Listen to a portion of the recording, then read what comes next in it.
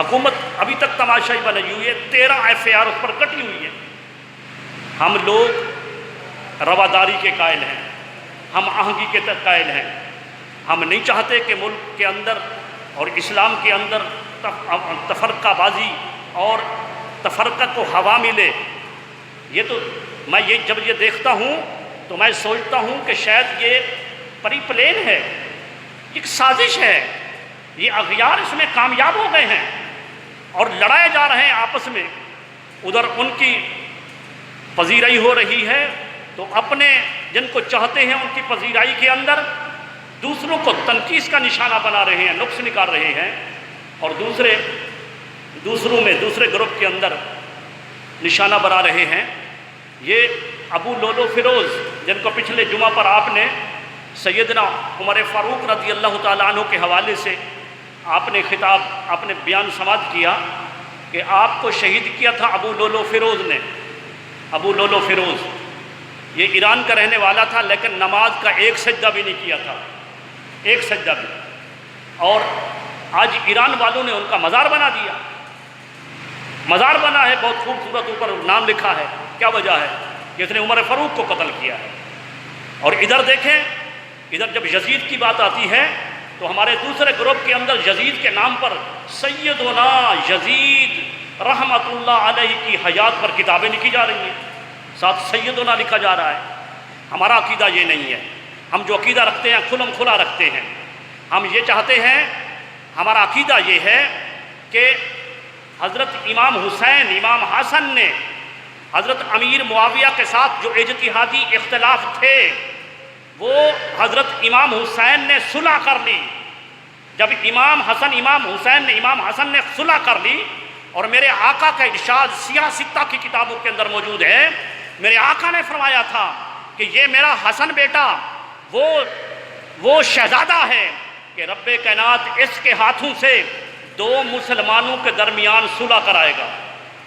اور ایسا ہی ہوا۔ حضرت علی رضی اللہ تعالیٰ عنہ، حضرت امیر معاویہ رضی اللہ تعالیٰ عنہ جو آپس کے اندر اختلاف تھے، حضرت علی رضی اللہ تعالیٰ عنہ شہادت کے بعد جب حضرت امام حسن مجتبیٰ علیہ السلام جب خلافت پر متمکن ہوئے تو ان کی خلافت کا دورانیہ صرف 6 ماہ ہے، اور اس کے بعد امیر معاویہ ان کے پاس آئے۔ وہ شرائطیں ہمارے پاس وہ ایک حدیث کی صورت میں یا آثار صحابہ کی صورت میں ہمارے پاس موجود ہیں۔ تو انہوں نے آ کر وہ شرائط پر حضرت امام حسن نے اس شرائط کو قبول کیا اور حضرت امیر معاویہ کے ہاتھ میں ہاتھ دے دیا۔ امیر معاویہ کی بیعت قبول کر لی، لیکن امام حسین نے یزید کی بیعت کو قبول نہیں کیا۔ اہل سنہ و جماعت کا یہ 2 ٹوک عقیدہ ہے کہ اہل بیت اطہار نے، امام حسن نے جن کے ساتھ صلح کی ان کے ساتھ ہماری بھی صلح ہے۔ ہم ان کو امیر المومنین کہتے ہیں، ہم انہیں رضی اللہ تعالی عنہ کہتے ہیں، ہم ان کی قدر کرتے ہیں کہ وہ صحابی ہیں، اور جن کے ساتھ امام حسین نے صلح نہیں کی ہماری بھی ان کے ساتھ صلح نہیں ہے۔ 2 ٹوک فیصلہ ہے، 2 ٹوک فیصلہ۔ اور جو حضرت امیر معاویہ، حضرت عمر فاروق رضی اللہ تعالیٰ عنہ کو شہید کرنے والا وہ ابو لولو فیروز ہے، ہم اس کو جہنمی قرار دیتے ہیں۔ یہ ان کی دشمنی میں آ کر ان کے مزار بنائیں اور ان کے تشہیر کریں، یہ ان کا برا عقیدہ ہے۔ ہمارا عقیدہ یہ ہے کہ امیر المومنین سیدنا عمر فاروق رضی اللہ تعالیٰ عنہ کو شہید کرنے والا وہ اللہ تبارک و تعالیٰ اسے بالضرور واصل جہنم فرمائے گا، واصل جہنم کرے گا۔ یہ عجیب قسم کا تماشا بنا ہوا ہے، عجیب قسم کا، اور حکومت تماشائی بنی بیٹھی ہے، لگام نہیں دے رہی۔ حکومت کا کام ہے نا کہ یہ جو کر رہا ہے، یہ بندہ جو فتنہ پھیلا رہا ہے، فساد کر رہا ہے، اس فسادی کو پکڑا جائے، وہ چاہے کسی گروہ کے ساتھ ہو، کسی گروہ کے ساتھ ہو، کسی مسلک کے ساتھ ہو، کسی مذہب کے ساتھ ہو۔ فساد فی الارض، زمین پر فساد، یہ اللہ اور اس کے رسول دین اسلام کو قبول ہی نہیں ہے۔ فساد فی الارض، جو فسادی ہے وہ فسادی، وہ قابل گرفت ہے، اس کو گرفت ہونی چاہیے۔ اور بات یوں ہے کہ وہ آج میں کل جو ہے ایک بیٹھے بیٹھے کتابوں کو کھنگار رہا تھا تو ایک کتاب نکل آئی چھوٹی سی. وہ ہمارے علاقے کے ایک شاعر ہیں سرائکی کے شاعر، تو ان کا نام ہے ظفر حسین ظفر، ہمارے ضلع کے ہیں ظفر حسین ظفر. تو اس کی کتاب یوں سرائکی میں ہے، تو میں اس کو پڑھ رہا تھا تو اس میں ایک قطع میری نظر سے گزرا، اور وہ قطع جو ہے وہ حقیقت پر مبنی ہے.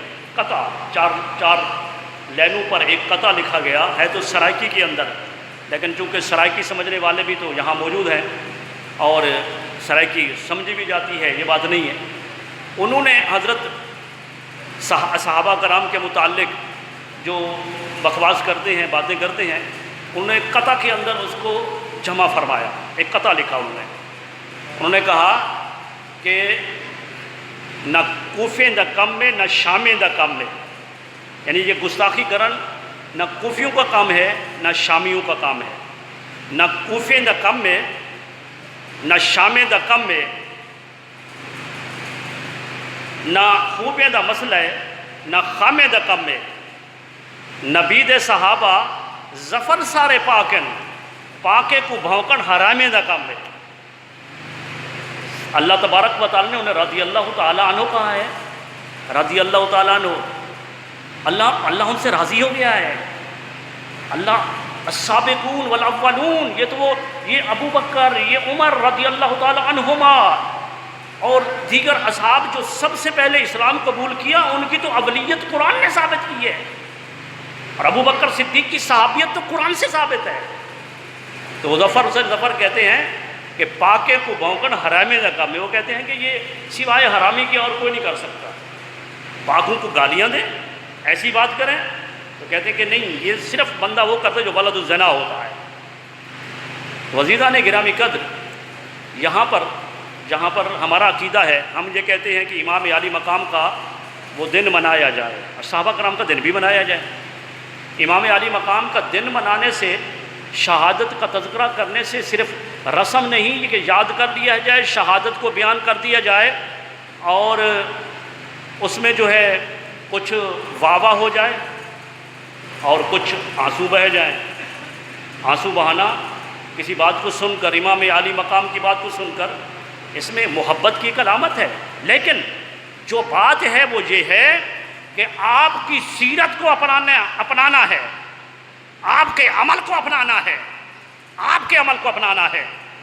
آپ کی سیرت کو چھوڑ دیا جائے، آپ کے کردار کو چھوڑ دیا جائے اور صرف جلسہ کر دیا جائے، تو یہ امام حسین رضی اللہ تعالی عنہ کی اس جو حقیقت کے اندر جس پر عمل پیرا ہونا ہے، وہ کام یہ نہیں ہے.